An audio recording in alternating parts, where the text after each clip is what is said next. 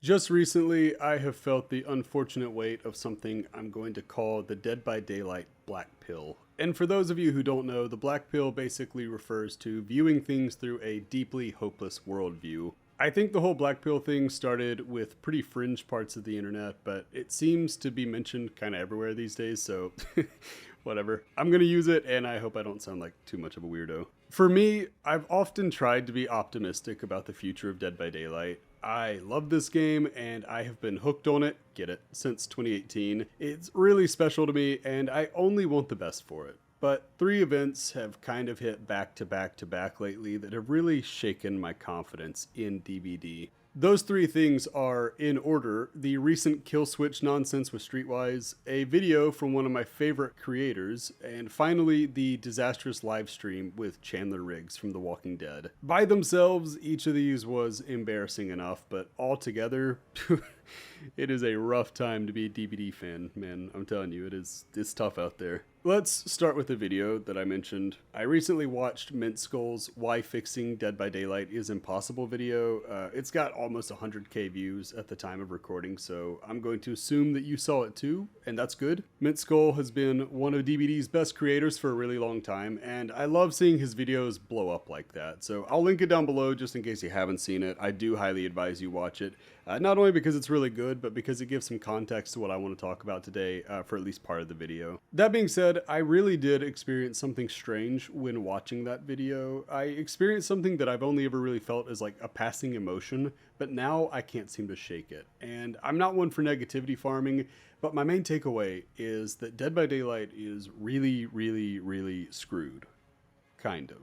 I know I'm fence sitting, which I like to do, but I promise it's not all dark clouds and hailstorms here. There is a ray of sunshine that I will share after the doom and gloom, so bear with me there. So, why am I black-pilled about the future of DBD? Let's get into it. Firstly, I'd like to address a phrase that comes up rather frequently when discussing the game, and one that was implied or outright stated numerous times in the video that I'm talking about. The phrase is, and I quote, "The devs can't fix it." And this comes up a lot, frankly. It comes up very often. Spaghetti code is a mess, and the devs can't fix it. The perk system is beyond saving, and the devs can't fix it. The movement system is screwed, and the devs can't fix it. Killer powers are coded like items, and the devs can't fix it. Anti-cheat is terrible and easy to exploit, and the devs can't fix it. So on and so forth. Now, before going further, I want to make one thing clear. I am not insinuating that it would be easy to fix the things I've talked about, or any of the things I haven't talked about. What I am saying is that it's pretty obvious that the current team at Behavior is not capable of fixing everything, even if they wanted to. They've built their game in such a way that to make changes that would improve the game's long-term health would require a total and complete restart. If we want things like rewriting the code, drastically overhauling the outdated perk system, or editing movement mechanics so that killer powers can be more creative in the future, we would need the long-discussed DBD 2, which is, in and of itself, a huge problem. They will not do DBD 2 because they can't do DBD 2. This is not a case like Overwatch, where Blizzard was able to take Winston and the gang and just migrate them from one platform to one game to another, that is. Blizzard owns the characters that people want to play. For DBD, it's not quite so simple. Also, Blizzard has way more resources. Like, I know that DBD has gotten a lot bigger, but it's still not on par with Blizzard, so that's just a quick aside. The most immediate issue with the thought of a second Dead by Daylight is that the devs would have to remake or rework literally everything in existence and also resecure the rights to all licenses. That would mean not only recreating 88 characters, 40 killers and 48 survivors, nearly 300 perks, over 40 maps, and goodness gracious, who could even guess how many cosmetics they've made over the years, but it would also mean re-upping on every single licensing deal they've ever signed. Sure, some would likely follow along like Resident Evil or Silent Hill because they seem to have a good relationship with Behavior, but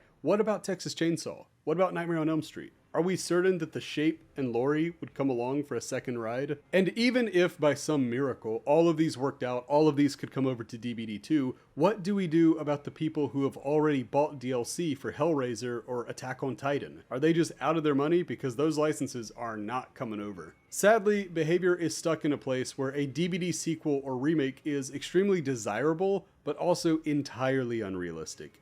And that's not just because of the licenses or anything else I've mentioned. It's also because the developers are stuck in a constant grind for new content. They release 4 new chapters every year and also have to work to update modes like Lights Out and 2v8. Not only that, but every time they release a new chapter, the spaghetti monster attacks and they have to fix the game before they can move on to something else and something new. And make no mistake, for all the talk of people wanting a proper Operation Health, many of them, not everybody, but many of them don't actually want that.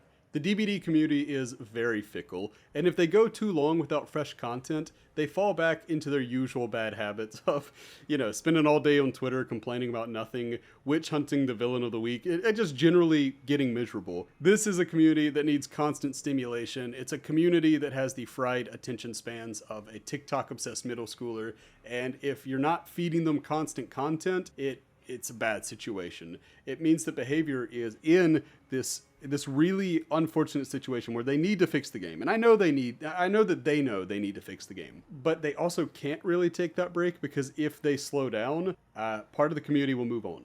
That's going to happen. And the part that stays is probably going to get really, really negative. So it's an unfortunate situation. And I would feel bad for them. Initially, I did. But remember way back at the start of the video when I said there were 3 things that altered my view of DBD in the recent days? Well, I've spent a long time talking about one of them, so let's lump the other 2 into a bundle together. They really come from the same source in some ways, so I don't mind talking about them together. The first of these 2 was the whole issue with not kill switching streetwise. On the surface, this just looks like the devs being kind of incompetent. It's not ideal, but it's not malicious either. But of course, as time went on, it became something unfortunate, as we have seen through the screenshots that have come out. Now, I'm not going to show the screenshots because let's be honest, you've seen them, I've seen them, he, she, we've seen them. Little Patrick Star for you. Not my best work, but anyway, we're gonna keep going. And if you haven't seen the screenshots, the synopsis goes as follows. A DBD dev, who will not be named because frankly, they have been catching a lot of heat for it, and I'm not going to contribute to that because goodness gracious. I can be frustrated with them, but I don't like putting people on blast unless, it's something really terrible. So I'm not going to share. But anyway, this DBD dev, they took a rather flippant attitude in addressing the Streetwise controversy and more or less told us that A, it's not a big deal, B, there are way bigger deals to look into, and C, complaining will get us nowhere. One of the highlights was saying that the Streetwise thing, which in case you didn't know, in case you're really just not up to date on your DBD lore here, basically you could get infinite charges on your toolbox. So you could bring the strongest toolbox with the strongest add-ons and you could hammer out a gen really, really fast. They said that's not game breaking. Okay. I mean, I'm bad at the game, so I guess I don't really know what I'm talking about. I guess I just need to defer here, but not to beat a dead horse, but this whole thing felt very reminiscent of years ago. I mean, we're talking like probably 2018 or 19 or something like that, when one dev was streaming and he told people that there were no plans for a colorblind feature and that whining about it wasn't going to change anything. It just felt very akin to that. It felt like it was the same type of response of like, no, we don't care about this, and also shut up, right?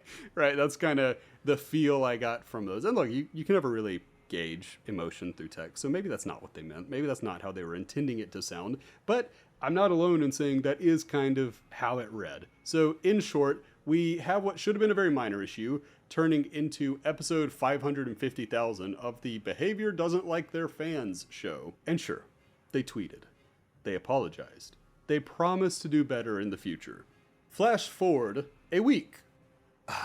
The future. Let's check in on DBD's relationship with the community, shall we? Oh, how lovely. A nice little stream featuring Chandler Riggs of The Walking Dead, and one of DBD's largest content creators with Hot Starva. What an easy PR win. They did it, boys. They got good publicity. But what's this? They can't get a single game going because of DDoS attacks? And they have no idea how to fix this, even though organizers like Otofu have already found a workaround for this very problem. Oh well, at least Otz is here to help. And look, he's telling them how to fix it. The day is saved. Surely they won't just ignore him, will they? They did. They did ignore him. And then they ignored Chandler Riggs when he asked about trying Otz's idea. No, no, they shouted. We're in control here, and we're going to fix this. But, of course, they never did. They simply ended the stream after an hour of getting nowhere and called it a day. Oh, and they deleted the VOD too. Smart thinking. It's not like things stay on the internet forever, right? The next day, we got the typical behavior response to controversy. Well, the one that usually comes after the first one that tells us we're stupid or wrong or whatever. You know the one I'm talking about. And to all those affected, I want to say, we are deeply sorry. We're sorry. We're sorry. We're sorry.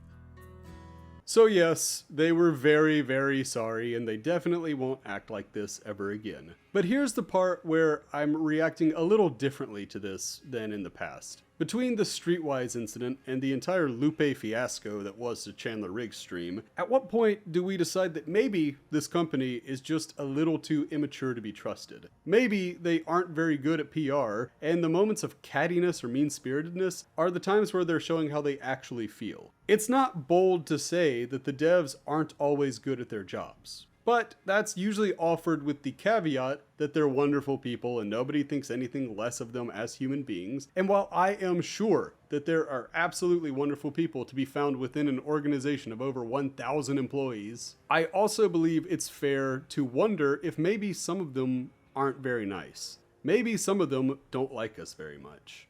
To me, this has become too regular of a pattern to not step back and reevaluate a little bit. I know that Behavior is a profit-driven company, but it seems clearer than ever that we are, as players, nothing more than numbers on a spreadsheet. They didn't listen to the first wave of consultants that they had in their little secret Discord server, then they ignored the fog whisperers, and now they are ignoring the new, official, public consultants that they themselves hired. Not only do they ignore almost everything that comes their way, but they actively seem to dislike the people who play their game. For me, this creates an interesting dilemma where I don't believe the game will ever be truly stable, and now I don't believe the developers like me at all. Which, I mean, to be fair, I've made some negative videos, but I always make them out of a place of love. But, you know, I could see where me specifically, maybe I'm a bad example.